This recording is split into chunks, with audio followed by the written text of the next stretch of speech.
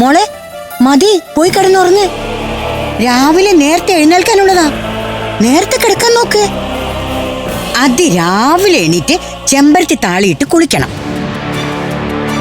തൈരും കടലമാവും മിക്സ് ചെയ്ത് മുഖത്ത് തേക്കണം. എന്നാലല്ലേ വരുന്നവരുടെ മുന്നിൽ മോള് സുന്ദരിയാകൂ. അതെന്താ? നാളെ എന്താ വിശേഷം? ആരെവിടെ വരുന്നേ? അപ്പൊ മോളൊന്നും അറിഞ്ഞില്ലേ? ഇല്ല. നാളെ മോളെ പെണ്ണ് കാണാൻ ഇവിടെ ആരോ വരുന്നുണ്ട്. നാളെ വരുന്നവരുടെ മുമ്പിൽ മോൾ എന്നെ പോലെ അതീവ സുന്ദരിയായ ഒരു ദേവതയാകണമെങ്കിൽ ഞാൻ കുറച്ച് നാടൻ പ്രയോഗങ്ങളൊക്കെ പറഞ്ഞു തരാം. എന്താ മോളെ? ഇവിടെ ആരാ? ഞാൻ അറിയാതെ എന്റെ കാര്യങ്ങൾ തീരുമാനിക്കുന്നേ. ഇവിടെ ആരാ കാര്യങ്ങളൊക്കെ തീരുമാനിക്കുന്നത്? പഞ്ചരത്നങ്ങളുടെ അമ്മയുടെ സ്ഥാനത്ത് നിൽക്കുന്ന അമൃത മോള്. ഇതും അമൃത തന്നെയാ തീരുമാനിച്ചത്. നാളെ ആരാ എന്നെ പെണ്ണ് കാണാൻ വരുന്നേ? അതൊന്നും എനിക്കറിയില്ല. അമൃതയും അഭിമന്യും കൂടി ചെറുക്കന്റെ വീട്ടിൽ പോയി എല്ലാം തീരുമാനിച്ചുറപ്പിച്ചെന്നാ അറിഞ്ഞത്. മോളെ നാളെ നടക്കുന്നത് വെറും ഒരു ചടങ്ങ് മാത്രമാണത്രേ. ഞാൻ അറിയാതെ എന്റെ കല്യാണം തീരുമാനിച്ചെന്നോ? അത് നടന്ന തന്നെ. എന്താ ഇവിടെ നടക്കുന്നേനെ എനിക്കൊന്ന് അറിയണം.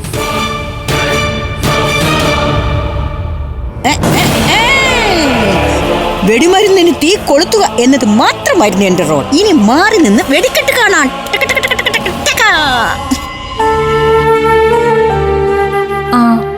നാളെ അവര് വരുമ്പോ ചായ മാത്രം കൊടുത്താ പോരാ, എന്തേലും പലഹാരം കൂടി വേണം. സിസിലിയടത്തിയോട് കുറച്ച് കോഴിക്കോടൻ ഡിഷസ് ഉണ്ടാക്കാൻ പറഞ്ഞിട്ടുണ്ട്. അരിപ്പത്തിരിയും കായ്പോളയും ഉന്നക്കയും മുട്ടമാലയും പറ്റും. ഇതൊക്കെ ഉണ്ടാക്കാൻ സിസിലി ചേട്ടത്തിക്ക് അറിയോ? ആ കാര്യത്തിൽ അവര് പുലിയാട്ടോ. ഇത്തിരി വാചകോടി കൂടുതലുണ്ടെന്നേ ഉള്ളൂ. അസാധ്യ കൈപ്പുണ്യോ. ഞാൻ അറിയാതെ നാളെ ഇവിടെ എന്താ നടക്കാൻ പോന്നേ? എന്താ ആരും ഒന്നും മിണ്ടാത്തേ? എന്നെ പെണ്ണ് കാണാൻ ആരാ വരുന്നേന്ന്? ഞാൻ അറിയാതെ എന്റെ കല്യാണം ഉറപ്പിക്കാൻ നിങ്ങൾക്കാരാ ലൈസൻസ് തന്നേ? ആകാശേട്ടനെ ഞാൻ വേണ്ടെന്ന് പറഞ്ഞതിന്റെ അർത്ഥം ഉടനെ തന്നെ എനിക്ക് വേറെ കല്യാണം ആലോചിക്കാനാണോ? ഞാനെന്താ കല്യാണം കഴിക്കാൻ മുട്ടി നിൽക്കുവാന്നാണോ നിങ്ങളുടെയൊക്കെ വിചാരം?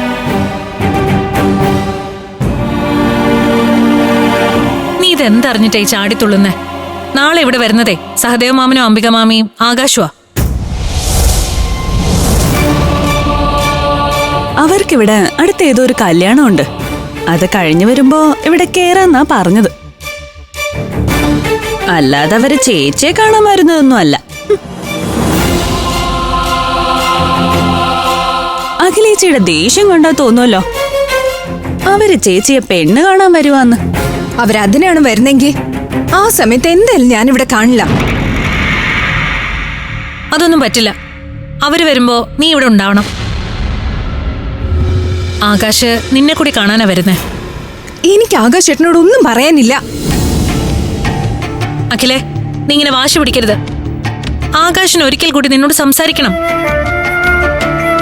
എന്നിട്ട് നിങ്ങൾ തമ്മിൽ ഒത്തുപോകാൻ പറ്റുന്നില്ലെങ്കിൽ മാത്രം നമുക്ക് ഈ ബന്ധം ഉപേക്ഷിക്കാം. അങ്ങനെയാണെങ്കിൽ പിന്നെ സഹദേവ മാമനും മാമിക്കും ആകാശിന് വേണ്ടി വേറെ കല്യാണം ആലോചിക്കാമല്ലോ.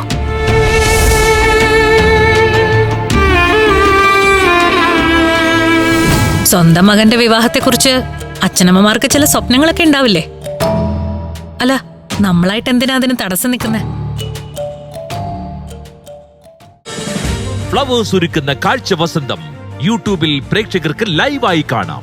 ഫ്ലവേഴ്സ് കോമഡിയിൽ ജോയിൻ ചെയ്യൂ, ആസ്വദിക്കൂ.